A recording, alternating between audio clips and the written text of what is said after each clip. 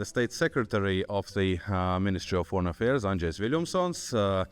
A couple of words before Andžejs comes onto the stage is that first of all, Andžejs has a variety of expertise in foreign and security and European Union issues. He has worked for the Ministry of Defense, for the Ministry of Foreign Affairs, also at our permanent representation in Brussels. So in this case, who else could be State Secretary and who would be more fitting in this moment when we need all the expertise that we could gather?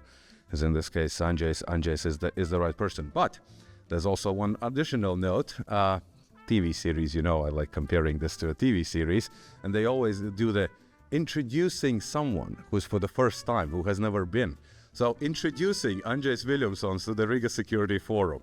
Andžejs, please, the floor is yours. And Andžejs also agreed to take 1-2 questions after his remarks. So colleagues, please prepare.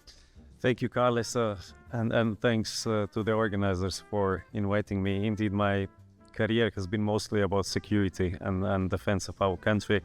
Since I joined the ministry in '96, I joined the Security Policy Division that time, and our job was to get us in NATO. So we were successful.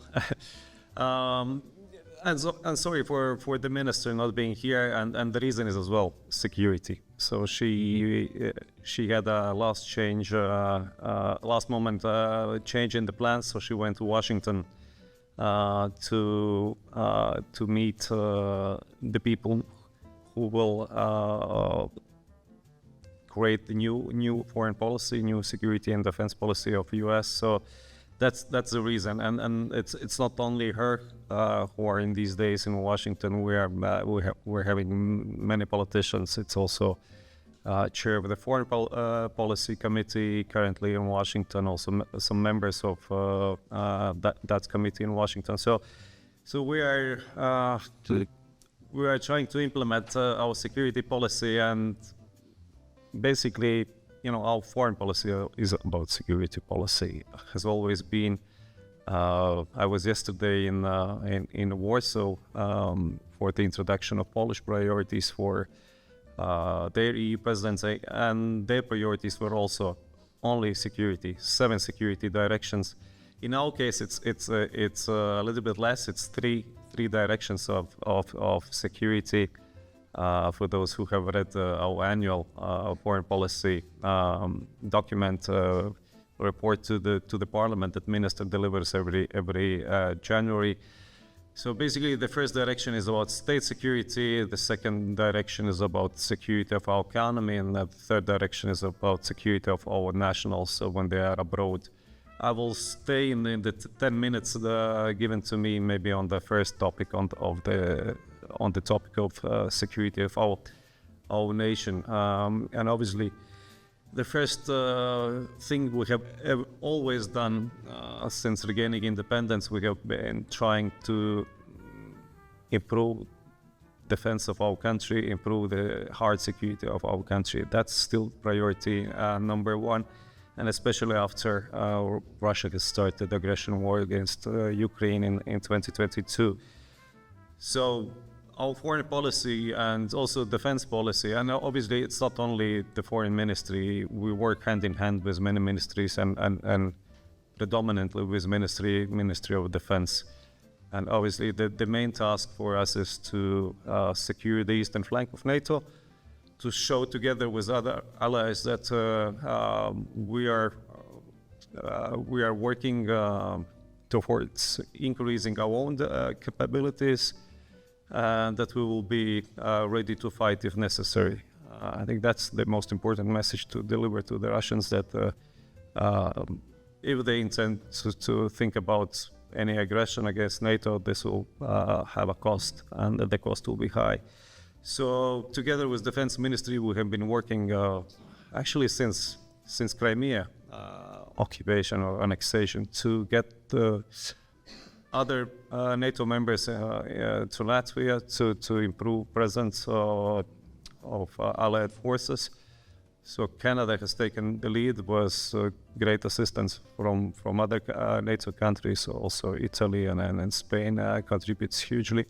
So this year we grew, the presence of our friends grew to brigade, and we're continuing to work towards full operational capability of this Canadian-led brigade in the couple of next years. Defense spending, those who are from Latvia, you have witnessed how defense spending has been growing rapidly in order to procure necessary capabilities to be ready to defend ourselves. So we have reached 3% and going beyond that, and I think that's the subject that we will need to continue to discuss with other NATO member states. That was discussed last week among the foreign ministers at NATO Ministerial. I think that topic will remain important for the future discussions, because obviously we need more. Everyone needs to invest more in defense. You can call it as you wish, EU's strategic autonomy, or choose different words, but Europeans have to be more ready to take responsibility for our own defense. So we need to invest more in our defense industry and in defense capabilities, plus obviously to help Ukraine defense industry to produce what they need for their own defense. This year, we marked a huge change in strategic environment in the Baltic Sea area, with Sweden joining NATO. Finally, all the members of Baltic Sea except Russia are now in NATO. So that changed the way how we work. The Nordic Baltic cooperation has become really close and on daily basis. There is no day when the ministers or political directors or colleagues below that ranks have not coordinated our positions in EU or NATO.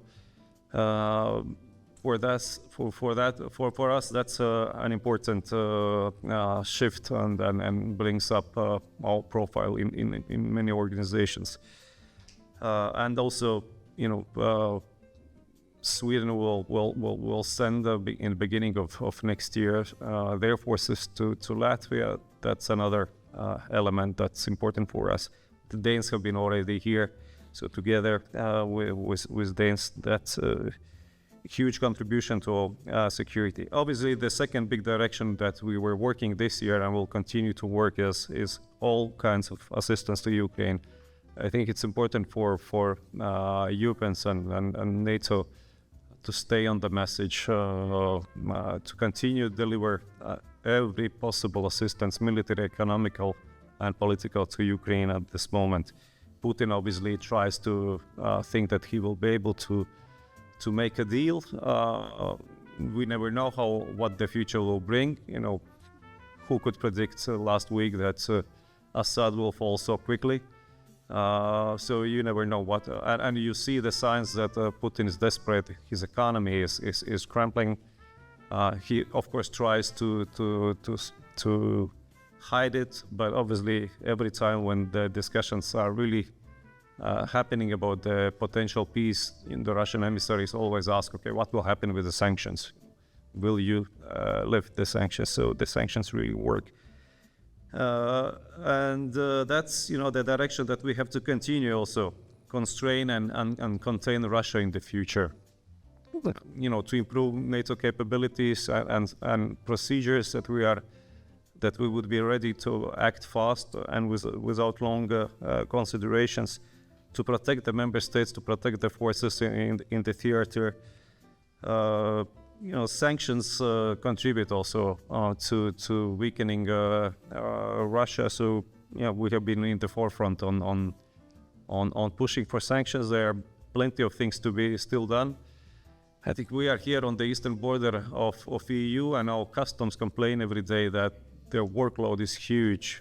Basically 80% of the all the customs declarations that our customs have to look to make sure that there are no sanctions evasions happening. 80% comes from other EU countries, and our politicians don't understand why there are so many companies from the West still operating in Russia. 2.5 years later, when Russia started the aggression war. So I think that's going to be focus of our minister as well in the upcoming EU foreign ministers meeting. It's time for EU companies to disengage from Russia. I think that Finland has shown a great example to other countries that are heavily invested in the past in Russia. Finns took heavy economic cost to withdraw their companies from Russia. Active outreach, that's something that we have been doing since the very beginning of war. I think our diplomats this year have been in every corner of the world, in Latin America, in Asia Pacific, in Africa. I myself in the last 2 years have done some 15 African countries. We need to go out, we need to explain more what the Russians are doing, because Russian disinformation campaign is really active, and you see Russians are switching their resources from Europe towards other regions, especially Africa. They are actively working there. Wherever I go in Africa, Russian narrative is their false narrative on the reasons of the war. So we have to do better job, and obviously explain, how we see this, and try to pursue them from, restraining from helping Russia, especially BRICS countries. I have done recently a trip to China to explain how Latvia feels, how Latvia sees China's, Russia's cooperation. And we are, of course, doing that with other BRIC members as well. Lastly, a couple of words. I think enlargement, EU enlargement, NATO enlargement. Still, we have to continue this. We were happy with success of Moldova. Less happier about what happened in Georgia. We were concerned in 2023 already where the Georgian government was going, and the Baltic states were very hesitant to agree with candidate country status to Georgia, but we were hoping that might maybe help Georgian government to stay on the reform course. Unfortunately, I think we were right in prognosing where the government is going in Georgia. So the Georgians are in the crossroads currently. But we will continue to work with them and to try to pursue it, to continue reforms and distance themselves from Russians, and help EU also to implement actions that would limit Russia's ability to wage war. And finally, UN Security Council. That's obviously our goal for next year. We are spending a lot of efforts. Andžejs Viļumsons, our ambassador for these efforts, are here. For us, it's not the only kind of a issue of the seat. I think that's where we have to be in order, if we want to influence other members of the globe. It's not getting easier. Obviously, with war in Gaza and turbulence in Middle East, our task is more complicated. As Carlos said, there are wars in every place in many continents. It's not easier, but we have to be there to represent the Eastern Europe, and then to try to explain to other members of the global community what the Russians are doing. What is missing from your speech, as I see, is the role of international law. As a small nation, we are pretty much also dependent that other actors follow some basic notions of international law.